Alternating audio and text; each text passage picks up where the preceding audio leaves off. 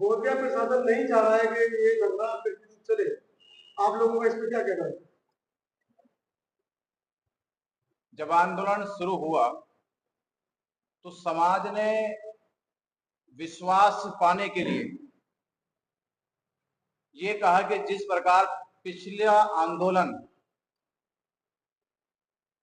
बंद कर दिया गया या छोटे से लाभ के लिए आंदोलन को पूरी तरह से खत्म कर दिया गया, क्या इस बार ये आंदोलन उस तरह तो नहीं होगा। तो हमने तब से शुरू से लेके आज तक यही कहते आए, ये आंदोलन पिछले आंदोलन की तरह खत्म नहीं किया जाएगा, बंद नहीं किया जाएगा। ये आंदोलन कोई संशोधन लेकर नहीं आएगा। इस आंदोलन का उद्देश्य बीटी एक्ट रद्द कराना है। जब तक बीटी एक्ट 1949 रद्द नहीं होगा तब तक ये आंदोलन हर परिस्थितियों में, हर समस्याओं में चलता रहेगा। समाज को यह विश्वास दिलाया गया और इसी विश्वास को बनाए रखने के लिए समाज ने जिस तरह से इस आंदोलन को सपोर्ट किया, सहयोग दिया, उन्होंने हर एक तरह से सहयोग करके इस आंदोलन की ताकत को मजबूत किया हर रोज। और आंदोलन का परिणाम यह आया कि देश भर में आंदोलन खड़ा हो गया। हालात आज अभी ऐसे बने जो आप देख रहे 3-4 दिन से लगातार बोधगया से आंदोलन की जो अपडेट है देश में जा रही है, वो अपडेट आंदोलन को लेके समाज में एक शंका पैदा करने लगे कि आंदोलन का अब क्या होगा। और कल तो हद हो गई जब ये निर्णय आया मीडिया के सामने और समाज ने, बौद्ध उपासकों ने, बौद्ध भिक्षुओं ने अपनी प्रतिक्रिया देना शुरू करी। कहने लगे क्या आंदोलन स्थगित हो गया, आंदोलन खत्म हो गया, आंदोलन बंद कर दिया गया। तो जो रोष हमने देखा, जो विरोध देखा, हमने कहा आंदोलन स्थगित नहीं किया गया है। यह निर्णय किसने लिया, किन परिस्थितियों में निर्णय लिया गया, हमें यह मालूम भी नहीं है। प्रशासन केवल यह कह रहा था कि भारत और पाकिस्तान का युद्ध हो रहा है। ऐसी विषम परिस्थितियों में सभी ऑर्गेनाइजेशन ने देश के साथ खड़े होने का वादा किया। हमने भी कहा हम देश के साथ हैं, देश की सुरक्षा के साथ हैं, हम अपने सेना के साथ है, जवानों के साथ है। पर हम गया प्रशासन से ये सवाल और पूछेंगे कि गया में पूरे देश से बुद्ध पूर्णिमा मनाने का आयोजन किया जा रहा 12 मई को, और 12 मई के प्रोग्राम की जो कॉल है वो धरना स्थल से दी गई। और देश भर के बौद्ध समाज, बौद्ध उपासक, बौद्ध भिक्षु 11 तारीख को ही 12 तारीख तक लाखों की संख्या में बोधगया पहुंच जाएंगे। प्रशासन कहता है कि धरना स्थल से ही सुरक्षा को कहीं ना कहीं बाधा हो रही है, देश की सुरक्षा में कहीं ना कहीं बाधा उत्पन्न हो रही है। धरना स्थल से केवल 3 किलोमीटर दूर पर ही कालचक्र मैदान है, जहां बीटीएमसी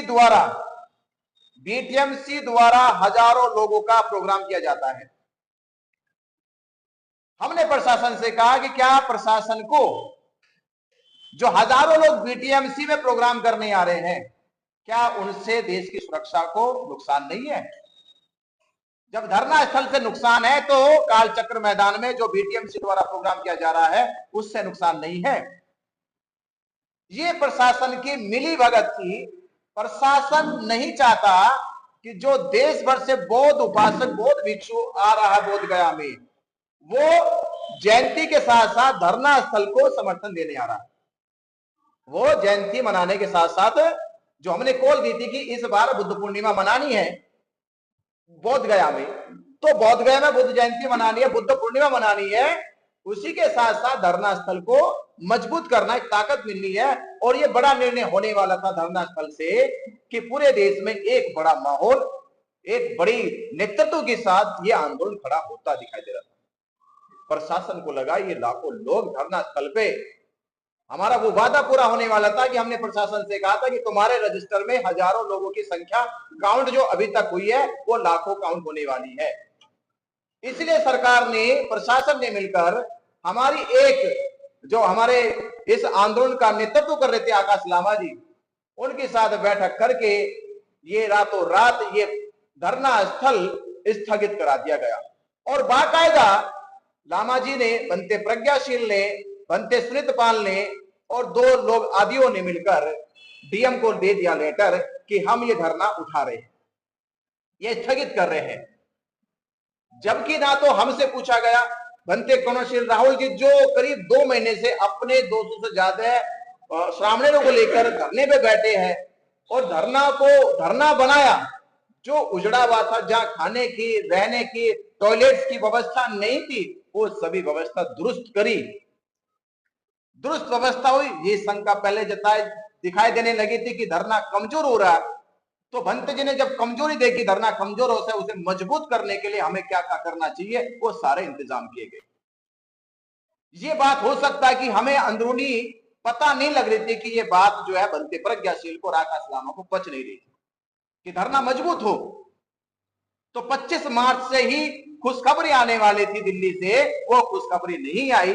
फिर दूसरी खुशखबरी अब ये आ गई देश के सामने, बौद्धों के सामने, कि रातों रात प्रशासन के साथ मिलके आकाश लामा और प्रज्ञाशील भंते ने धरना को स्थगित और हटाने का फैसला ले लिया। हम इस फैसले के पक्ष में नहीं है।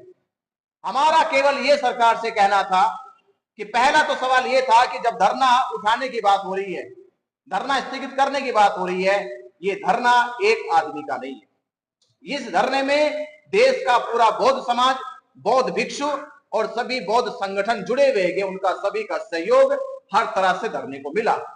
तो हमें 2-3 दिन पहले ये कॉल देना चाहिए था कि प्रशासन हमारे ऊपर ऐसा दबाव बना रहा है, हमें इस परिस्थितियों में क्या करना चाहिए। ये बौद्ध समाज, बौद्ध भिक्षु और बौद्ध संगठन निर्णय ले, हमें टाइम मांगना चाहिए था। और आज हम वो प्रशासन से कह रहे हैं हमें बुद्ध पूर्णिमा तक का टाइम मिलना चाहिए। बुद्ध पूर्णिमा तक की हमें मोहलत मिले, क्योंकि पूरा बौद्ध समाज हमारा बौद्ध गया पहुंच रहा है, उनके साथ विचार विमर्श होगा। विचार विमर्श होने के बाद जो नतीजा निकलेगा, हम प्रशासन और देश के साथ हैं।